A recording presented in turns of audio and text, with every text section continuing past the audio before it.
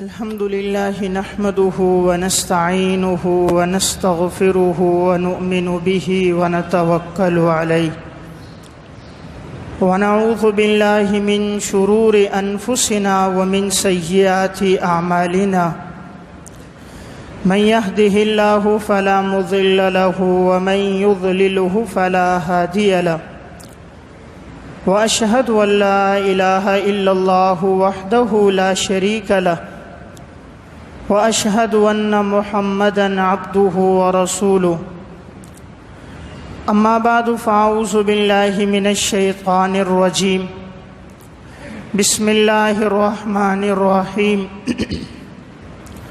يا أيها الذين آمنوا قوا أنفسكم وأهليكم نارا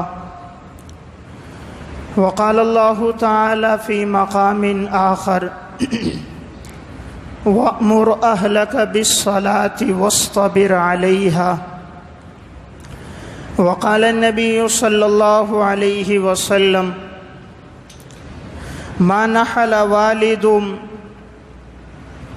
ولدا من نحل أفضل من أدب حسن رواه الترمذي وقال النبي صلى الله عليه وسلم مروا أولادكم بالصلاة وهم أبناء 7 سنين واضربوهم عليها وهم أبناء 10 سنين وفرقوا بينهم في المضاجع رواه أبو داود وقال النبي صلى الله عليه وسلم لأن يؤدب الرجل ولده أفضل من أن يتصدق بصاع رواہ الترمذی صدق اللہ العظیم۔ میرے انتہائی واجب الاحترام قابل صد احترام بھائیوں، دوستوں اور بزرگوں، میں نے آپ کے سامنے قرآن کریم کی 2 آیات اور نبی اکرم صلی اللہ علیہ وسلم کے ارشادات میں سے 3 حدیثیں پڑھی ہیں۔ قرآن کریم کی جو آیت ہے اس میں اللہ رب العزت ارشاد فرماتے ہیں یا ایھا الذین آمنوا قوا انفسکم واہلیکم نارا، اے ایمان والو اپنے آپ کو بھی جہنم کی آگ سے بچاؤ اور اپنے اہل و عیال یعنی بیوی بچوں کو بھی جہنم کی آگ سے بچاؤ۔ دوسری آیت میں اللہ رب العزت ارشاد فرماتے ہیں وَأْمُرْ أَهْلَكَ بِالصَّلَاةِ وَاصْطَبِرْ عَلَيْهَا، تم حکم دو اپنے گھر والوں کو نماز پڑھنے کا اور اس پر ثابت قدم رہنے کا اور جمنے کا۔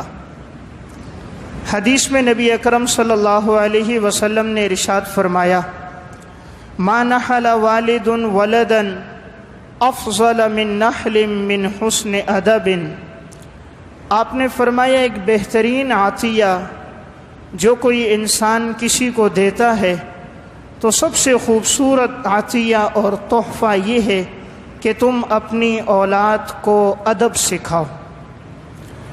دوسری حدیث میں آپ صلی اللہ علیہ وسلم نے ارشاد فرمایا مروا اولادکم بالصلاة وهم ابناء 7 سنین، اپنی اولاد کو نماز کا حکم دو جب وہ 7 سال کی عمر کو پہنچ جائیں۔ وَاضْرِبُوهُمْ عَلَيْهَا وَهُمْ أَبْنَاءُ 10 سنین، 10 سال کی عمر کو پہنچ کر بھی اگر وہ کوتاہی کریں تو انہیں اس پر مارو۔ وَفَرِّقُوا بَيْنَهُمْ فِي الْمَضَاجِعِ، اور ان کے بستروں کو الگ الگ کر دو۔ تیسری حدیث میں آپ صلی اللہ علیہ وسلم نے فرمایا لَأَن يُؤَدِّبَ الرَّجُلُ وَلَدَهُ أَفْضَلَ مِنْ أَن يَتَصَدَّقَ بِصَاعٍ، کہ اگر تم میں سے کوئی شخص اللہ کے راستے میں 1 صاع صدقہ کرے اس سے بہتر ہے کہ اپنی اولاد کو ادب سکھائے۔ 1 صاع تقریباً 1.25 کلو بنتا ہے، اگر اتنا کوئی صدقہ کر رہا ہے اس سے بہتر ہے کہ وہ اولاد کو ادب سکھائے۔ تو ان تمام آیات اور احادیث میں جو بات ہمارے سامنے آتی ہے وہ ہے اولاد کی اچھی تربیت کرنا۔ اللہ تبارک و تعالیٰ کی نعمتوں میں ایک بہت بڑی نعمت اولاد کی نعمت ہے۔ اللہ تعالیٰ یہ نعمت بھی کسی کسی کو عطا فرماتا ہے، یہب لمن یشاء اناثا ویہب لمن یشاء الذکور۔ اللہ جسے چاہتا ہے بیٹے دیتا ہے، جسے چاہتا ہے بیٹیاں دیتا ہے، جسے چاہتا ہے دونوں دیتا ہے، وَيَجْعَلُ مَن يَشَاءُ عَقِيمًا، جسے چاہے بانجھ رکھتا ہے، کچھ بھی نہیں دیتا۔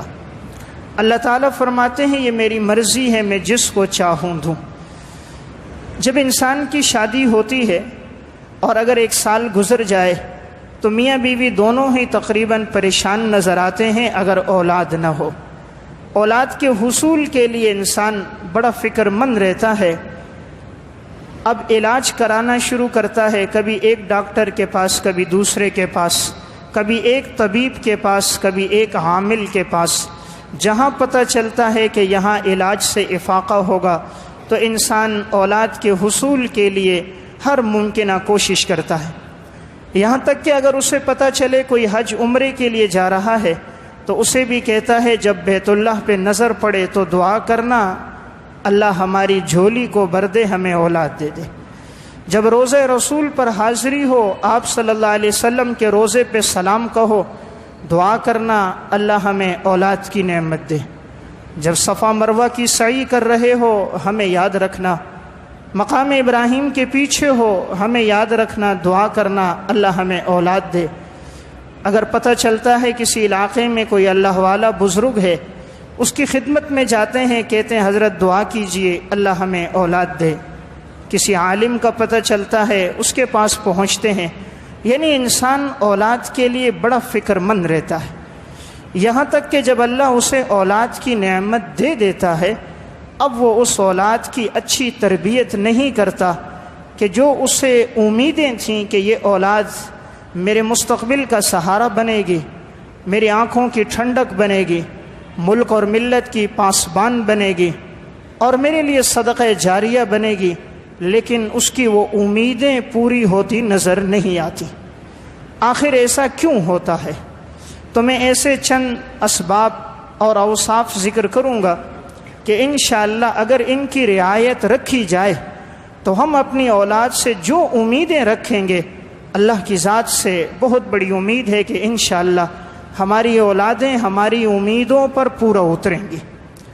تو اولاد کی تربیت کے وہ کون سے اصول ہیں قرآن و سنت کی روشنی میں کہ جن کی رعایت رکھی جائے تو انشاءاللہ ہماری اولادیں بھی دین کی پاسبان بنیں اور اللہ انہیں عزتیں عطا کرے اور ہماری نیک نامی کا ذریعہ بنے۔ تو سب سے پہلی چیز یہ ہے، اللہ تعالیٰ جب اولاد کی نعمت دے دے تو انسان اولاد کے دل میں سب سے پہلا کام اللہ کی محبت ڈالے۔ سب سے پہلی چیز تربیت اولاد میں یہ ہے، اولاد کے دل میں اللہ کی محبت ڈالنی ہے۔ اس کے دل میں پیسے کی محبت نہیں، کھلونوں کی محبت نہیں، کپڑے اور لباس کی محبت نہیں، اس کے دل میں اللہ کی محبت۔ اس کے سامنے بار بار تذکرہ کرنا ہے، بیٹا تجھے بھی اللہ نے پیدا کیا، ہمیں بھی اللہ نے پیدا کیا۔ یہ کائنات میں جتنی نعمتیں نظر آ رہی ہیں، یہ سورج چاند ستاروں کا نظام، یہ زمین میں بکھری ہوئی 18,000 قسم کی مخلوقات، یہ چاند کی روشنی، سورج کی کرنیں، یہ جگمگاتے ستارے سب اللہ نے ہمارے لیے پیدا کیے ہیں۔ وہ ہمارا رب ہے، وہ ہمارے لیے تمام اسباب پیدا کرتا ہے۔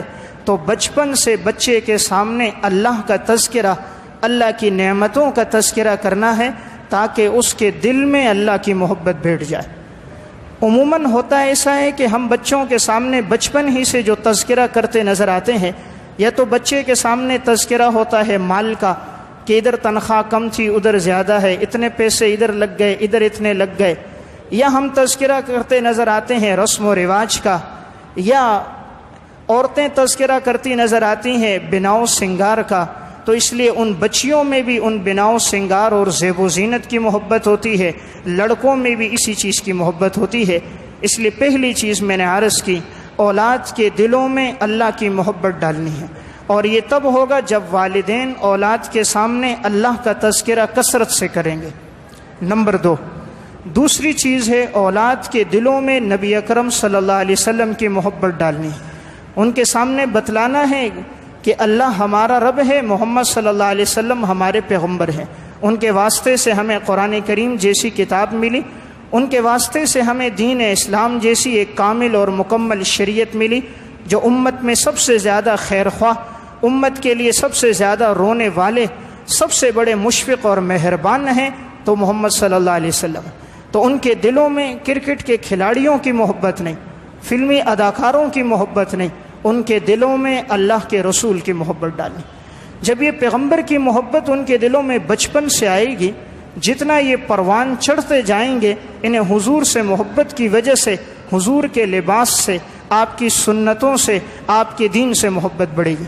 لیکن بڑے افسوس کی بات، ہم بچپن ہی سے بچے کے دلوں میں غیر محسوس طریقے پر جو محبت ڈالتے نظر آتے ہیں، وہ یا کھلاڑیوں کی یا اداکاروں کی یا ان لوگوں کی جنہیں دنیا سے، مال سے محبت تھی۔ ہم ان کے سامنے کبھی پیغمبر کا تذکرہ نہیں کرتے، کبھی صحابہ کا تذکرہ نہیں کرتے، اس لیے ہماری اولادیں بالکل ناواقف نظر آتی ہیں۔ بعض بچے 5ویں 6ٹھی جماعت تک پہنچ جاتے ہیں، ان سے پوچھا جائے بیٹا تمہارے پیغمبر کا نام کیا ہے، تو بیٹے کو معلوم نہیں ہوتا۔ تو یہ ماں باپ کی لاپرواہی اور غفلت کہ انہوں نے حضور کی محبت بچوں کے دلوں میں نہیں ڈالی۔ تیسری چیز، بچے کو سب سے پہلے جو چیز سکھانی ہے وہ ہے کلمہ طیبہ۔ اسی لیے حدیث میں بھی آتا ہے کہ بچہ جب بولنے لگے تو اسے کلمہ سکھائیے۔ اب یہ جب تھوڑا سا بڑا ہو تو اسے قرآن کریم سکھائیے، قرآن کریم اسے پڑھنا آ جائے۔ یہ تب ہوگا جب گھر کے ماحول میں قرآن کی تلاوت کا معمول ہوگا۔ جب ماں صبح اٹھتے ہی نماز کے بعد تلاوت کرے گی تو بچہ اسے دیکھے گا، بچی دیکھے گی تو وہ بھی تلاوت کرے گی۔ جب وہ دیکھیں گے باپ نماز پڑھ کے آتا ہے اور سراندو رکھ کر قرآن پڑھتا ہے، تو یہ معصوم بچہ بھی اپنے معصوم ہاتھوں سے، اپنی توتلی زبان سے جب اللہ کا کلام پڑھے گا تو رب کی رحمتیں اتریں گی۔ جب یہ اپنی اٹکتی زبان سے اللہ کے کلام کو پڑھے گا، اللہ اس گھر میں برکتیں نازل کرے گا۔ تو تیسری چیز، بچے کے سامنے قرآن کی تلاوت کرنی ہے۔ لیکن افسوس کی بات، آج ماں باپ بچے کے سامنے نیٹ کیبل چلا رہے ہوتے، خود بھی برہنہ فلمیں اور یہ سین دیکھتے ہیں، بچوں کو بھی دکھاتے ہیں، اور پھر تمنا رکھتے ہیں کہ یہ مستقبل کا سہارا بنیں گے۔ اللہ کا قانون اندھا نہیں ہے، اللہ کی سنت کھوکھلی نہیں ہے۔ جیسا بیج ڈالو گے ویسی فصل کاشت کرو گے۔ اگر محبت ڈالی اللہ رسول اور قرآن کی، انشاءاللہ اس کے نتائج اچھے مستقبل میں سامنے آئیں گے۔ اس لیے تیسری چیز میں نے عرض کی، بچے کے دل میں قرآن کی محبت ڈالنی ہے، اور بچے سے سننا ہے جو وہ پڑھ کر آئے۔ اگر وہ قاعدہ پڑھے، ناظرہ پڑھے، خوشی کا اظہار کرنا ہے۔ بڑے افسوس کی بات ہے، بچہ مدرسے میں پڑھتا ہے، کبھی والد مدرسے چکر نہیں لگاتا کہ میرے بیٹے نے کتنا پڑھا ہے، کتنا نہیں پڑھا۔ آج اگر بچہ اسکول نہ جائے، بچہ کالج، یونیورسٹی، نوکری پہ نہ جائے تو بیٹا بھی، باپ بھی غمگین ہوتا ہے، ماں بھی پریشان ہوتی ہے۔ کبھی ایسا بھی ہوا کہ ہماری پیشانی پہ بل آئے ہوں جب بچہ مدرسے نہ گیا ہو؟ کیا کبھی ایسا بھی ہوا کہ ہمیں ناگواری کا اظہار ہو جب بچے نے نماز نہ پڑھی ہو؟ جب ہماری نظر میں دین کی کوئی اہمیت نہیں تو رب کی نظر میں ہماری بھی کوئی اہمیت نہیں۔ اللہ کو محبت اپنے نبی اور دین سے، جو اس سے جڑا اسے اللہ سے محبت، اللہ اس سے محبت کرتا ہے۔ جب اللہ دیکھتا ہے کہ ان کا تعلق میرے دین سے ہٹا، شریعت سے ہٹا، تو اللہ کو ہماری کوئی ضرورت نہیں۔ اللہ الصمد، وہ بے نیاز ہے، وہ بے نیاز ذات ہے، وہ ہمارا محتاج نہیں ہے۔ اس لیے تیسری گزارش میں نے عرض کی، اولاد کے دلوں میں قرآن کی محبت ڈال کے انہیں قرآن پڑھانا ہے۔ اساتذہ سے تعلق رکھیں جس کے پاس آپ کا بچہ پڑھتا ہے، مہینے 2 مہینے میں چکر لگائیں، میرے بچے نے کہاں تک پڑھا، کمزوری ہے تو کیوں کمزوری ہے، کچھ ممکن ہو استاد کے ساتھ کچھ تعاون بھی کریں۔ انسان کتنی فیسیں دیتا ہے، 1500 فیس دے رہا ہے، 1000 روپے گاڑی والے کا کرایہ دے رہا ہے، 700 روپے بچے کو ٹیوشن دے رہا ہے، ہزاروں روپے اس کے فنڈ اور کتابوں پہ خرچہ کر رہا ہے۔ قرآن کے لیے کتنا خرچہ کیا، رب کے کلام سکھانے کے لیے کتنا خرچہ کیا؟ کیا آپ نے اپنے گھر میں کوئی ایسا قاری صاحب نہیں رکھا کہ وہ آپ کے بچوں کو یہاں پڑھاتا، وہ آپ کے بچوں کو دعائیں سکھاتا، نماز پڑھاتا، طرز زندگی سکھاتا، قرآن کا ترجمہ پڑھاتا؟ کیونکہ ہمارے نظر میں لارڈ میکالے کے نصاب کی اہمیت ہے، رب کے قرآن اور نبی کے فرمان کی اہمیت نہیں۔ پھر کیوں گلہ کرتے ہیں کہ یہ اولادیں دین سے واقف نہیں ہیں؟ یہ اولادیں زبان چلا رہی ہیں، یہ گریبان میں ہاتھ ڈال رہی ہیں، آخر تم نے اسے سکھایا کیا؟ تم نے اس کی تربیت کون سی کی؟ اس لیے میں نے تیسری گزارش عرض کی، نمبر 1 اللہ کی محبت ڈالنی ہے بچے کے دل میں، نمبر 2 آپ صلی اللہ علیہ وسلم کی محبت ڈالنی ہے، نمبر 3 قرآن کریم کی تلاوت اور اس کی محبت ڈالنی ہے، نمبر 4 بچے کو حلال کھلانا ہے، حرام سے بچانا ہے۔ اس لیے کہ اگر یہ بچہ ابتدا سے حرام کھانے لگ گیا اور آپ نے حرام لایا اور اسے کھلایا تو جو حرام کے لقمے سے پرورش پاتا ہے وہ کبھی بھی فرما بردار نہیں ہوتا، وہ کبھی ملک اور ملت کا پاسبان نہیں ہوتا۔ یا ایھا الرسل کلوا من الطیبات واعملوا صالحا، اے رسولوں کی جماعت حلال کھاؤ اور نیک اعمال کرو۔ اس لیے حلال کا ملے تو کھلائیں، نہ ملے بھلے بچوں کو بھوکا رکھیں، لیکن رزق حلال کا کھلانا ہے۔ اس لیے کہ حرام کا ایک لقمہ ہوگا 40 دن کی نورانیت کو ختم کر دے گا۔ من اکل لقمۃ من حرام لم يقبل منہ صلاۃ 40 لیلۃ، جس نے ایک لقمہ حرام کا کھایا 40 دن اس کی نماز قبول نہیں ہوگی۔ آپ صلی اللہ علیہ وسلم نے فرمایا میری امت کے لوگ دعائیں کریں گے، ان کی دعائیں قبول نہیں ہوں گی۔ صحابہ نے پوچھا کیوں یا رسول اللہ؟ آپ نے فرمایا ملبسہ حرام ومشربہ حرام ومطعمہ حرام فأینى یستجاب لذلک، ان کا کھانا بھی حرام کا ہوگا، ان کا پینا بھی حرام کا ہوگا، ان کا لباس بھی حرام کا ہوگا، تو اللہ ان کی دعائیں قبول نہیں کرے گا۔ اس لیے اولاد کو حلال کھلانا ہے، حرام سے بچانا ہے۔ جو بچہ حلال کے لقمے سے پرورش پاتا ہے وہ بہادر اور شجاع ہوتا ہے، وہ والدین کی نیک نامی کا ذریعہ بنتا ہے۔ حضرت قاری محمد طیب صاحب رحمۃ اللہ علیہ، ان کے خطبات حکیم الاسلام ہے، اس میں انہوں نے ایک واقعہ لکھا۔ فرماتے ہیں کہ ہندوستان کے بادشاہ گزرے ہیں خلیفہ دوست محمد، اپنے بیٹے کو لشکر دے کر بھیجا، بیٹا لشکر لے کر گیا، قسطنطنیہ میں جہاد ہو رہا تھا۔ چند دنوں بعد خبر آئی بیٹا میدان جنگ سے بھاگ گیا، مسلمانوں کو شکست ہو گئی۔ بہت پریشان ہوئے کہ میرا بیٹا میدان جنگ سے بھاگ گیا۔ گھر آئے، گھر والی کو اطلاع دی تم نے کیسا بزدل بیٹا جنا ہے جو میدان جنگ سے بھاگ گیا ہے۔ اس نے کہا یہ خبر غلط ہے، میرا بیٹا میدان جنگ سے نہیں بھاگ سکتا۔ بادشاہ نے کہا مجھے خبر پہنچی ہے، کہا یہ خبر غلط ہے۔ بادشاہ نے کہا آج کے الفاظ میں کہوں، باوثوق ذرائع سے خبر آئی ہے، کہا خبر جیسی بھی ہو غلط ہے، میرا بیٹا میدان جنگ سے نہیں بھاگ سکتا۔ اور اللہ کا کرنا ایسا ہی ہوا۔ 3 دن کے بعد خبر آئی، اللہ نے مسلمانوں کو فتح دی اور اسی نوجوان کے ہاتھ پر فتح دی۔ اب بادشاہ اپنی اہلیہ سے پوچھتا ہے تم نے کیسے کہا تھا تمہارا بیٹا نہیں بھاگ سکتا؟ اس کی گھر والی نے جو جواب دیا وہ سنانے کے لیے میں نے یہ واقعہ سنایا۔ اس نے کہا یہ بچہ تقریباً 9 مہینے میرے پیٹ میں رہا اور میں نے 9 مہینے تک ایک لقمہ حرام کا نہیں کھایا اور میں نے حلال کا کھایا۔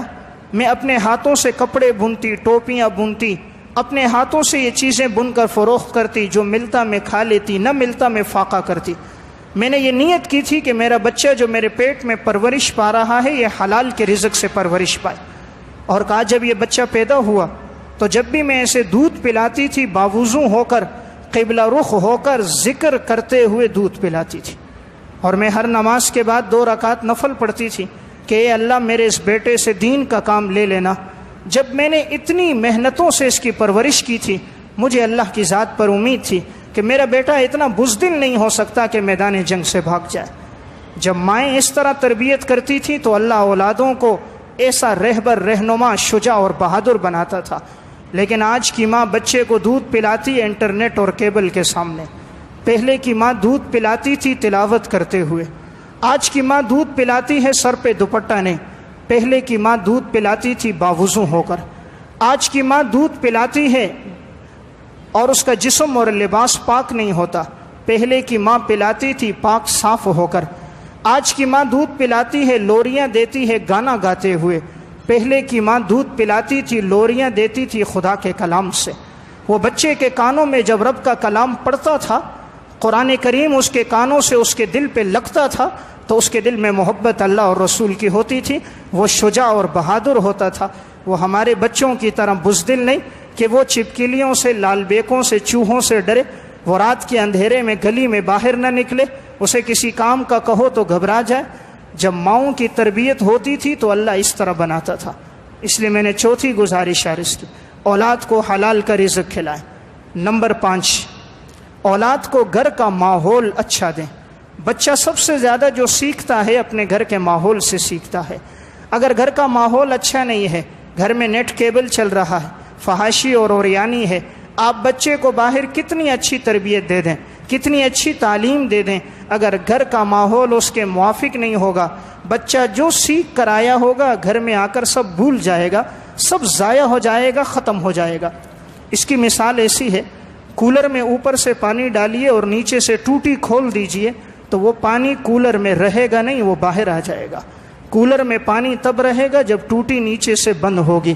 بچے کے سینے میں علم، تربیت تب ہوگی جب بچے کو گھر کا ماحول اچھا ملے گا۔ باہر سے دین سکھایا، گھر میں لا کر فحاشی اور یعنی تو جو اس نے سیکھا تھا وہ ٹوٹی کھلی اور سب باہر نکل گیا۔ اس لیے گھر کا ماحول اچھا دیا جائے۔ آج ہم کہتے ہیں بچے لٹیرے بن گئے، بچے ڈاکو بن گئے، نافرمان بن گئے۔ آج بچے فلمی اداکاروں کی طرح گلیوں میں گھومتے ہوئے ان کی طرح وہ الفاظ، وہ کلمات کہتے نظر آ رہے ہیں۔ یہ سب کچھ انہوں نے کہاں سے سیکھا ہوتا ہے؟ یہ ماں باپ کے ساتھ بیٹھ کر تفریح کے نام پر ان غلاظت برے پروگراموں سے سیکھا ہوتا ہے۔ یہ کہیں سینما ہالوں میں نہیں گئے ہوتے۔ انہوں نے جو کچھ سیکھا اپنے گھر سے سیکھا، جو کچھ سیکھا ماں باپ کے ساتھ بیٹھ کر سیکھا۔ پھر وہ کیوں کہتے ہیں یہ بچے نافرمان ہیں، یہ بچے فحاشی اور یعنی بے حیائی میں لگ گئے؟ انہیں گھر کا ماحول اچھا نہیں دیا۔ حضرت شیخ الاسلام مفتی محمد تقی عثمانی صاحب دامت برکاتہم، حضرت کی کتاب ہے تراشے، حضرت نے اس میں واقعہ لکھا۔ یہ 1971 عیسوی کا روزنامہ مشرق 22 اپریل کا واقعہ۔ 1971 عیسوی یعنی آج سے تقریباً 48 سال پہلے کا، جس دور میں اتنی فحاشی اور یعنی بے حیائی نہیں تھی، انٹرنیٹ اور کیبل اتنے عروج پہ نہیں تھا جو آج ہے۔ 48 سال پہلے کا واقعہ ہے جو اس روزنامہ مشرق راولپنڈی میں بھی چھپا تھا۔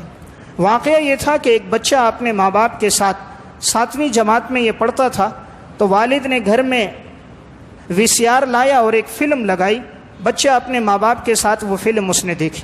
اب اس اداکارہ کی محبت اس کے دل میں آ گئی، اب ایسی دل میں آ گئی، اسے ایسا عشق ہو گیا۔ ماں باپ بھیجتے بچے کو اسکول تو وہ وہاں نہ جاتا اور سینما میں جاتا، اس کی فلم دیکھتا۔ باپ کو جب پتہ چلا تو باپ نے غصے میں گھر سے نکال دیا۔ اس نے اس ایک اداکارہ کی ایک فلم 63 دفعہ اور حضرت لکھتے ہیں دوسری فلم 39 دفعہ دیکھی۔ دیکھنے کے بعد اب وہ ایک مجنون اور دیوانہ سا تھا۔ حالت اس کی ایسی تھی، روزنامہ مشرق والوں نے جب اسے دیکھا تو اس نے دائیں ہاتھ پر سگریٹ کے ساتھ ہاتھوں کو جلا کر اس محبوبہ کا نام لکھا تھا، بائیں ہاتھ پر بلیٹوں کے ساتھ ہاتھ کو کاٹ کے اس کا نام لکھا ہوا تھا، نشے میں پڑا ہوا تھا، پھٹے پرانے کپڑے تھے، بال بکھرے ہوئے تھے، گرد و غبار تھا، زبان باہر تھی، چہرے کا رنگ پیلا تھا۔ پوچھا گیا آپ کو آخر پہلی مرتبہ تم نے وہ فلم کہاں دیکھی کہ اس کے عشق میں تم اتنے پڑ گئے؟ اس نے کہا پہلی دفعہ اپنے والدین کے ساتھ دیکھی تھی۔ تو یہ بچہ جو سیکھتا ہے ماں باپ کے ساتھ گھر کے ماحول سے سیکھتا ہے۔ اس نے وہاں پہلی دفعہ دیکھی اور پھر ایسا عشق بڑھا کہ ماں باپ سے بھی گیا، نافرمان بھی ہو گیا، تعلیم سے بھی نکلا، نشے میں بھی پڑ گیا، فٹ پاتھوں پہ سونے لگا اور ہاتھوں پہ بلیٹوں اور سگریٹوں سے اس مجنونہ کے نام لکھنے لگا۔ اس لیے میں نے ایک گزارش عرض کی، گھر کا ماحول دین کے مطابق کریں، اللہ رسول کی تعلیمات کے مطابق کریں تو آپ کو اچھے نتائج اپنی اولاد سے حاصل ہوں گے۔ ورنہ آپ دیکھیں گے جو کچھ پڑھا ہے وہ آپ کا بچہ جب گھر آئے گا سب بھول جائے گا۔ ایک اہم چیز اس پہ نظر ہونی چاہیے، آپ کا بچہ کیا پڑھ رہا ہے اور آپ کا بچہ کیا دیکھ رہا ہے۔ ماں باپ غفلت میں ہوتے ہیں، کہتے ہیں بچہ ہے جو پڑھ رہا ہے پڑھنے دو، وہ موبائل پہ جو دیکھ رہا ہے دیکھنے دو۔ نہیں، وہ بچہ ناسمجھ ہے۔ اس کی مثال ایک درخت کی ہے، اب وہ اوپر کی طرف جا رہا ہے، یہ کومپل ہے، اگر اس کی صحیح تربیت کی تو یہ سیدھا تناور درخت بنے گا اور اس کی چھاؤں سے پورے علاقے کو فائدہ ہوگا، اور اگر اس کی تربیت نہیں کی یہ ٹیڑھا ہوا تو اس کا نقصان صرف اس کا نہیں لوگوں کا بھی نقصان ہوگا۔ تو دیکھیں آپ کا بچہ کیا پڑھ رہا ہے، کمرے میں جائیں اس کے ہاتھ میں کون سا ڈائجسٹ ہے، وہ موبائل کی کے نیٹ میں کون سی ویب سائٹیں استعمال کر رہا، وہ کیا دیکھ رہا ہے، آپ کی نظر ہونی چاہیے۔ اچانک کمرے میں جا کر اس کے موبائل کو لیں اور استعمال کریں۔ آج یہ کہتے ہیں یہ ہر ایک کا اپنا موبائل ہے، جس طرح استعمال کرے۔ وہ بچہ ناسمجھ ہے، اسے اچھے اور برے کی تمیز نہیں، اسے اپنے نفع اور نقصان کا پتہ نہیں۔ ماں باپ کو اس پہ نظر رکھنی چاہیے، میرا بچہ کیا دیکھ رہا ہے، میرا بچہ کیا پڑھ رہا ہے۔ اگر یہ چاہیں کہ اولاد نیک بنے تو نظر رکھیں آپ کا بچہ کس کے ساتھ اٹھتا بیٹھتا ہے، اس کے دوست کون ہے۔ اس لیے کہ انسان اپنے دوستوں کے طریقوں پر ہوتا ہے، جیسے دوست ہوتے ہیں ویسا اس کا رویہ، ویسا اس کا مزاج، ویسے اس کے عقائد و نظریات ہوتے ہیں۔ تو نگاہ رکھیے کہ آپ کے بچے کا اٹھنا بیٹھنا کن کے ساتھ ہے۔ اگر اچھے دوستوں کے ساتھ نہیں ہے تو فوراً تنبیہ کر دیں۔ عموماً بچہ جو نشے میں پڑتا ہے دوستوں کی وجہ سے پڑتا ہے، غلط محفلوں اور صحبت کی وجہ سے پڑتا ہے۔ اس لیے والدین اس پہ بھی نظر رکھیں بچے کا اٹھنا بیٹھنا کن کے ساتھ ہے۔ بچے کی صحت پر بھی نظر ہو، آئے دن بچہ کمزور کیوں ہو رہا ہے، آخر بچے کو صبح نیند کیوں آ رہی ہے، اس کی نیند پوری کیوں نہیں ہو رہی، اس کے مزاج میں چڑچڑا پن کیوں آ گیا ہے، اس کی صحت گرتی کیوں جا رہی ہے، آئے دن اس کے چہرے کا رنگ بدلتا کیوں جا رہا ہے۔ کہیں رات غلط استعمال تو نہیں ہو رہی، کہیں موبائل غلط چیزوں کے دیکھنے میں صرف تو نہیں ہو رہا۔ تو والدین اس چیز پہ نظر رکھیں گے تو انشاءاللہ اولاد سے جو امیدیں وابستہ ہیں وہ امیدیں انشاءاللہ ان کی پوری ہوں گی۔ والدین کی ذمہ داری ہے اپنی اولاد کو خدمت کا عادی بنائیں، ان کے دلوں میں خدمت کا جذبہ ڈالیں، ان سے کہیں بیٹا یہ کام کرو یہ کام کرو۔ پہلے ایک وقت تھا کہ ایک بچہ پورے علاقے کا کام کرتا تھا، آج بچہ گھر کا کام نہیں کرتا۔ بچے کو پیسے دے دیے، بیٹا ذرا بازار سے دودھ لے آؤ، وہ بیٹا جب تک دودھ لے کر آتا ہے وہ مہمان چلے جاتے ہیں۔ آخر گلی کے کونے پر دکان ہے تو آدھا گھنٹہ کیوں لگ گیا، بچہ اتنی تاخیر کیوں کر رہا ہے۔ اب والدین دیکھتے ہیں بیٹے سے پانی مانگا، بیٹا پانی دو، وہ نہیں دیتا، خود اٹھ کے لے آتے ہیں۔ بچے کو روٹی کا کہا، نہیں لائی، خود لے گئے۔ نہیں، بچے کو خدمت کا عادی بنائیں، اگر اس میں کمی دیکھیں تو تنبیہ کریں۔ یہی اللہ کے رسول کا فرمان ہے، لا ترفع عنہم عصاک ادبا، ادب کی لاٹھی ان سے مت اٹھاؤ، ادب کی لاٹھی ساتھ رکھو۔ دو سونے کا نوالا دیکھو شیر کی نظر سے، دو سونے کا نوالا دیکھو شیر کی نظر سے۔ یہی شریعت بتا رہی ہے، لا ترفع عنہم عصاک ادبا، ادب کی لاٹھی ان سے نہیں اٹھانی۔ یعنی دیکھنا ہے جہاں کمزوری نظر آئے، یہ مطلب نہیں کہ ہڈیاں توڑ دینی ہیں، یہ مطلب نہیں کہ جسم پہ نشانات لانے ہیں، صرف باپ نے اولاد پہ رعب رکھنا ہے، صرف باپ کا رعب ہونا چاہیے اولاد پر، تاکہ اسے معلوم ہو میرا والد آیا ہے، وہ ان تمام غلط حرکتوں سے باز آ جائے۔ اس لیے میں نے ایک گزارش عرض کی کہ اس پر بھی ہمیں نگاہ ہونی چاہیے، والد رعب میں رکھے اپنے بچوں کو، غلط حرکتوں سے تبھی باز آئیں گے جب والد کا ان کے اوپر رعب ہوگا۔ ہم اپنی اولاد کے ظاہر پر بڑی محنت کرتے ہیں، بچوں کے لیے اچھے سے اچھا لباس لاتے ہیں، اچھی سے اچھی گھڑی لاتے ہیں، موبائل لاتے ہیں، کھلونے لاتے ہیں، ظاہر کے لیے ہم بڑی محنت کرتے ہیں، ہم نے باطن کے لیے کیا محنت کی، کبھی اس پر نہیں سوچا۔ اگر ایک پرندے کو ایک پنجرے میں بند کر دو، پنجرا سونے کا ہو، سونے کا پنجرا ہے، پرندے کو اندر تم دانا پانی نہ ڈالو، وہ سونے کے پنجرے میں بے چین ہوگا۔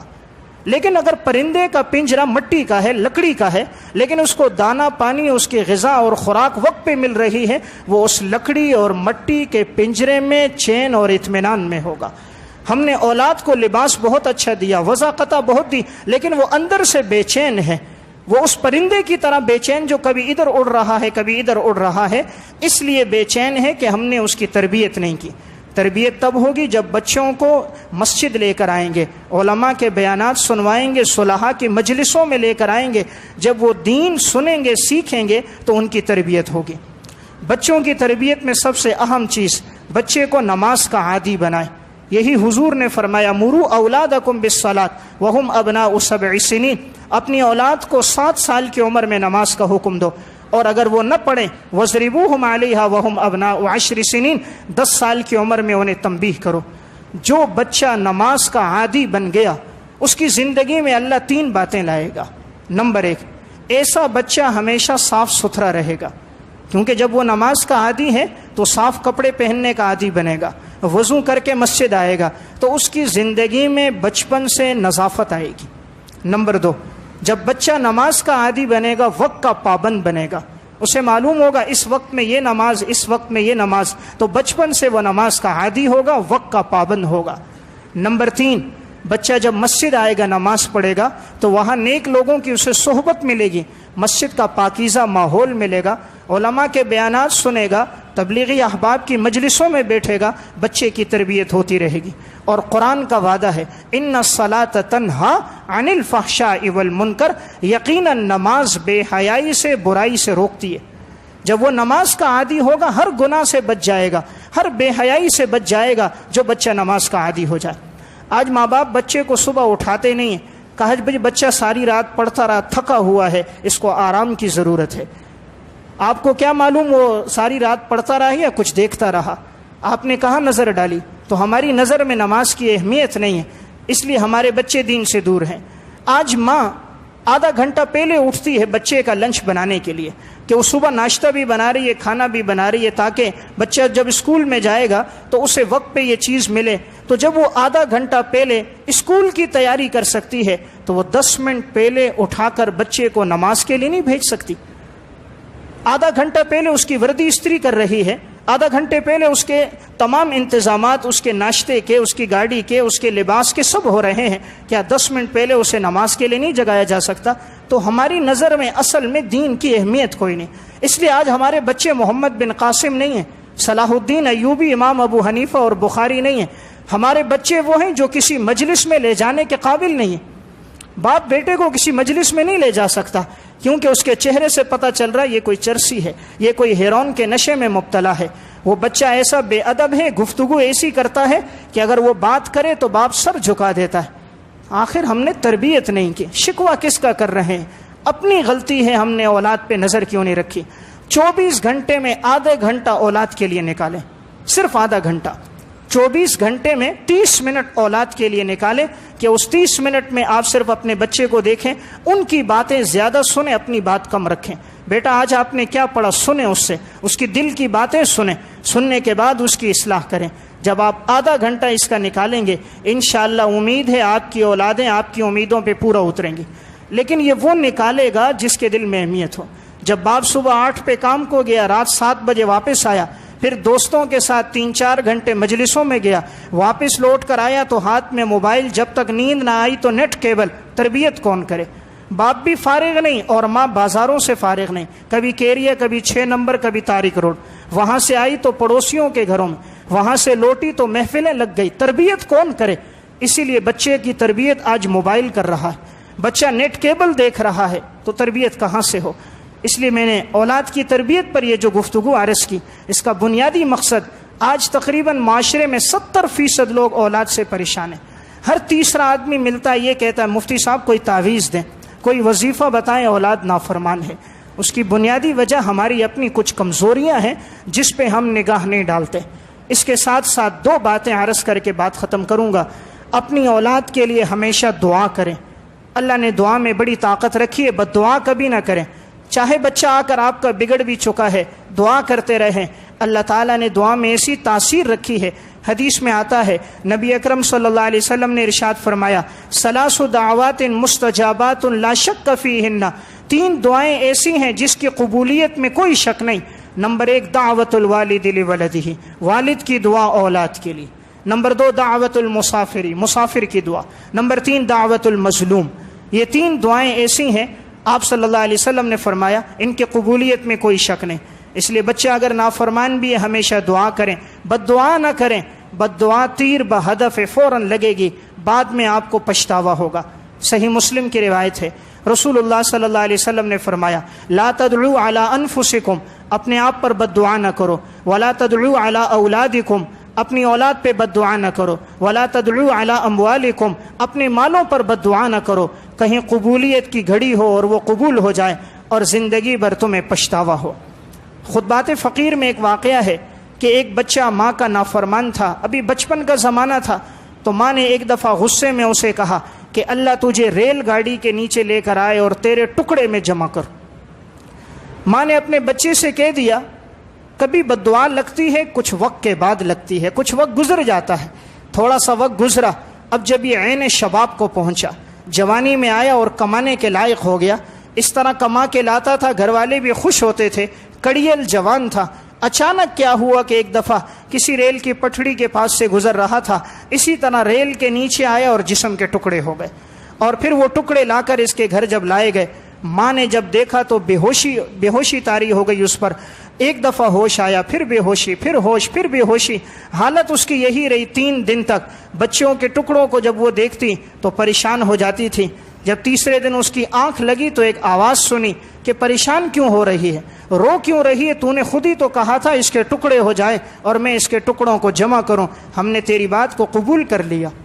اس لیے اولاد کے لیے بد دعا نہ کرے، ہمیشہ دعا کرے، کوئی قبولیت کی گھڑی ہوگی انشاءاللہ، امید ہے وہ اولاد دین پر آ جائے گی، اور ممکن ہے وہ آپ کی امیدوں پر پوری اتر جائے۔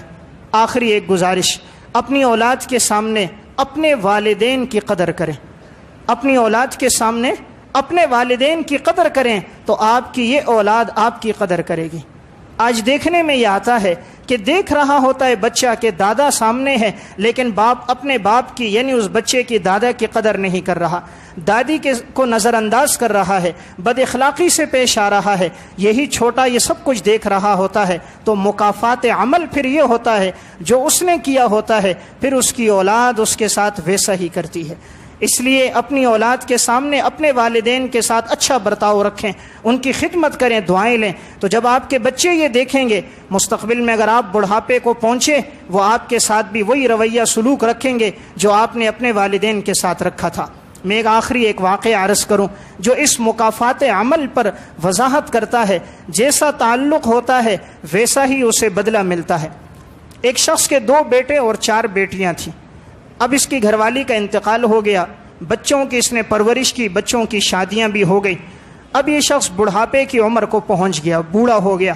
آخر ایک وقت آیا کہ جسم پہ فالج ہو گیا، اس کے لیے چلنا پھرنا مشکل ہو گیا۔ بچیاں اپنے گھروں میں جا چکی تھی شادیوں کے بعد، جو بچے تھے وہ بھی چلے گئے۔ اب یہ ایک بچے کے پاس رہتا تھا، جو اس کا یہ بڑا بیٹا تھا، اس کے بھی آگے 2 بچے اور 2 بچیاں تھیں۔ اب جب اسے فالج ہوا تو اس کا بول و براز اس کے بستر پہ ہوتا تھا۔ تو 2 منزلہ مکان تھا، دوسری منزل میں یہ بڑا بیٹا اور بچے تھے، تو انہوں نے دیکھا اس کا بول و براز ہے، بدبو ہے، تو بڑے بیٹے کی گھر والی نے کہا یہ مجھ سے گوارا نہیں ہے، تم اس کو نیچے رکھو۔ تو نیچے کے مکان میں باپ کو رکھا گیا۔ اب وہ نیچے ہوتا تھا، لیکن چونکہ بستر پہ بول و براز تھا تو تعفن ہو جاتا تھا، دیکھ بھال وقت پہ نہیں ہوا کرتی تھی، تو کچھ بدبو بھی آ جاتی تھی جسم اور کپڑوں سے۔ تو اب اس کی اہلیہ نے یہ کہا کہ ہمارے گھر میں تعفن پھیل رہا ہے، جراثیم پھیل رہے ہیں، یا اس گھر میں آپ کا والد رہے گا یا میں رہوں گی، یعنی میرا سسر ہوگا یا میں، ورنہ میں نہیں رہ سکتی۔ بیٹے نے سمجھایا لیکن اس نے کہا نہیں، ایک ہی فیصلہ ہے۔ اس نے کہا چلو ایسا کرتے ہیں، اوپر ایک کمرہ بنا دیتے ہیں چھت پر، اس پہ اپنے بوڑھے باپ کو رکھیں گے، اوپر کوئی جائے گا نہیں، ہوا لگتی رہے گی، بس وہیں پڑا رہے گا جتنی اس کی زندگی ہے۔ تو انہوں نے اوپر تیسری منزل پر ایک کمرہ بنا دیا، چادریں اس پہ ڈال دی۔ اب وہ تپتی ہوئی گرمی وہاں ہوتی تھی، باپ سے یہ کام اوپر آپ کو لے کے جا رہے ہیں، وہ ہوادار جگہ ہے، ہوا لگے گی، روشنی لگے گی، آپ خوش ہوں گے۔ باپ تو بیچارہ معذور تھا، جب اسے اوپر لے کر گیا تو اب یہ بیٹا جاتا نہیں تھا، باپ کے پاس کمرے میں نہیں جاتا تھا، جراثیم لگیں گے، اور خود اپنے بچوں کو بھی کہا اوپر مت جاؤ، بچے بھی نہیں جاتے تھے۔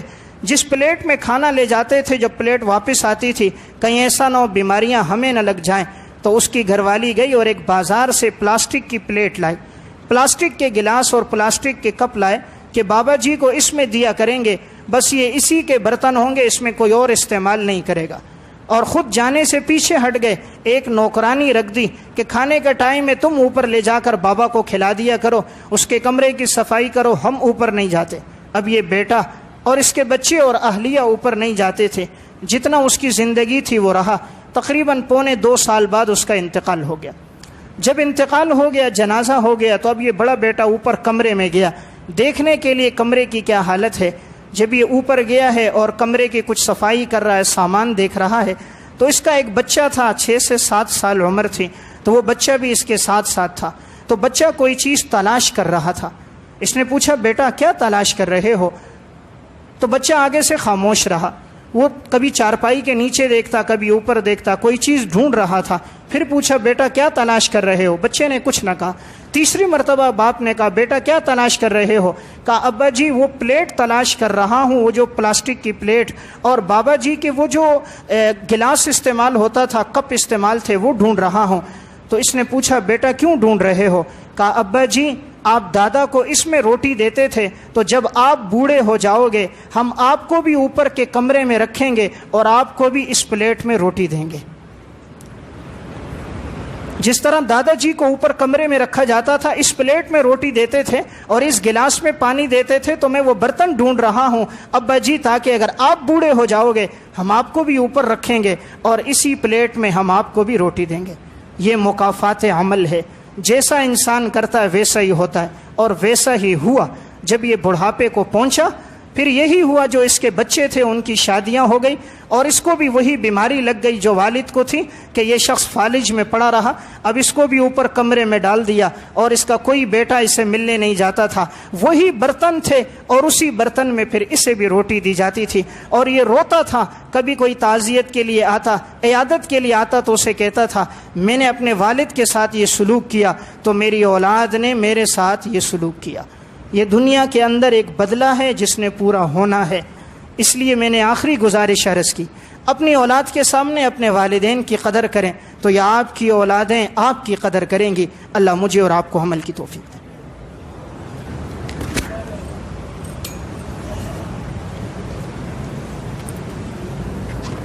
الحمد للہ نحمده ونستعینه ونستغفره ونؤمن به ونتوکل علیہ ونعوذ باللہ من شرور انفسنا ومن سیئات اعمالنا من يهده الله فلا مضل له ومن يضلله فلا هادي له واشهد ان لا اله الا الله وحده لا شريك له واشهد ان محمدا عبده ورسوله اما بعد فاعوذ باللہ من الشیطان الرجیم بسم اللہ الرحمن الرحیم